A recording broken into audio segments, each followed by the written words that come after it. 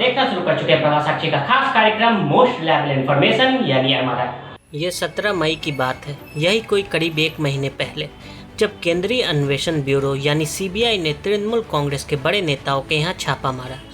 इस छापेमारी में जांच एजेंसी ने ममता बनर्जी सरकार के 2 मंत्रियों समेत टीएमसी के 3 बड़े नेताओं को गिरफ्तार कर लिया।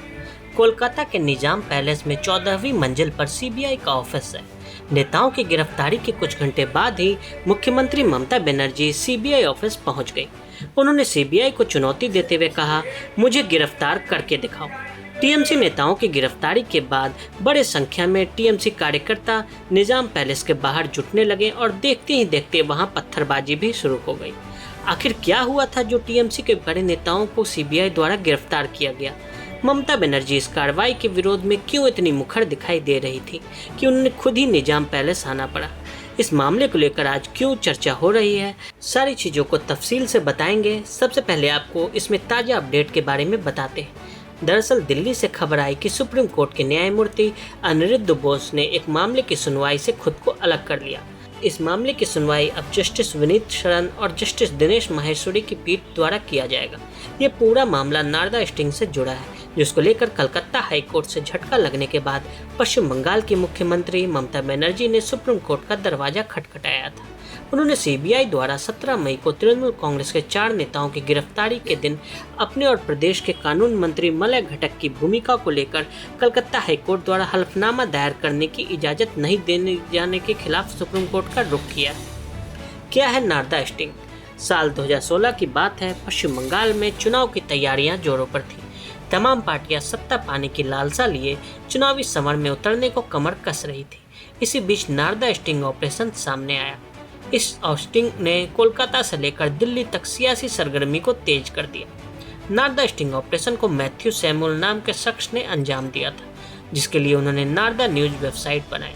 देखते ही देखते सियासी बवाल के बीच मामला कोलकाता हाईकोर्ट के दरवाजे पर पहुंच गया, जहां से कोर्ट के आदेश पर साल 2017 में सीबीआई जांच के आदेश दिए गए।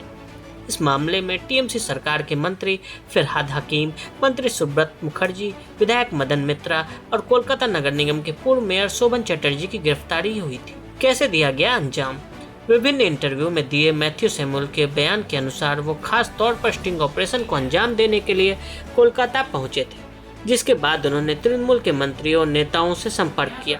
अपना परिचय सैमुअल ने एक व्यापारी के तौर पर दिया और बंगाल में निवेश की बात कही। इसी दौरान लेन देन की पेशकश की गई।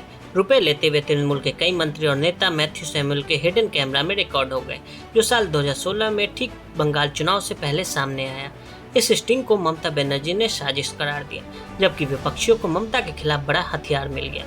साल 2017 में कोलकाता हाईकोर्ट ने मामले की सीबीआई जांच के आदेश दिए, जिसे सुप्रीम कोर्ट ने भी बरकरार रखा।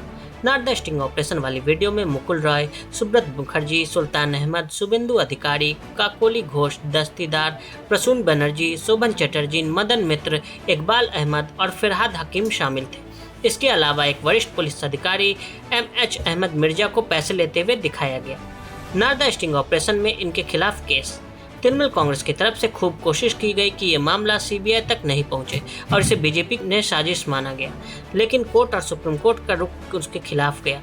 इसके साथ ही मामले से ईडी भी जुड़ गई। ईडी ने सीबीआई की मनी लॉन्ड्रिंग की शिकायत पर 1 दर्जन नेताओं और 1 आईपीएस समेत 14 लोगों के खिलाफ मामला दर्ज किया। ममता सरकार की तरफ से वीडियो को फर्जी करार देते हुए मैथ्यू के खिलाफ आपराधिक मामला दर्ज कर उनसे पूछताछ के लिए समन भी भेजा गया, लेकिन कोलकाता हाई कोर्ट से मैथ्यू को राहत मिली और तो फॉरेंसिक जांच में वीडियो भी सही पाया गया। वर्ष 2016 के चुनाव में बड़ा मुद्दा बना था नारदा घोटाला। वैसे 2016 के विधानसभा चुनाव में इसे ममता बनर्जी के खिलाफ एक बड़ा मुद्दा बनाया गया, लेकिन इसका खासा असर वोटरों पर नहीं पड़ता दिखा और ममता ने बंगाल की सत्ता में दोबारा वापसी की। इस बार के चुनाव में ये मुद्दा बंगाल की राजनीति से गायब रहा, लेकिन ममता के सियासी हैट्रिक के बाद एक बार फिर से सीबीआई ने नारदा घोटाले को चर्चा में ला दिया। नवंबर 2020 में ईडी ने टीएमसी नेताओं को भेजा समन। पश्चिम बंगाल में 2021 के विधानसभा चुनाव से पहले तृणमूल कांग्रेस के कई नेता सीबीआई और प्रवर्तन निदेशालय की जांच की रडार पर थे। नवंबर 2020 में ईडी ने नारदा स्टिंग ऑपरेशन में पूछताछ के लिए 3 टीएमसी नेताओं को नोटिस भेजकर डॉक्यूमेंट मांगे थे। इसमें मंत्री फरहाद हकीम, हावड़ा सांसद प्रसून बंदोपाध्याय और पूर्व मंत्री मदन मित्रा की आय और व्यय का हिसाब मांगा गया था। तेज हुई कार्रवाई।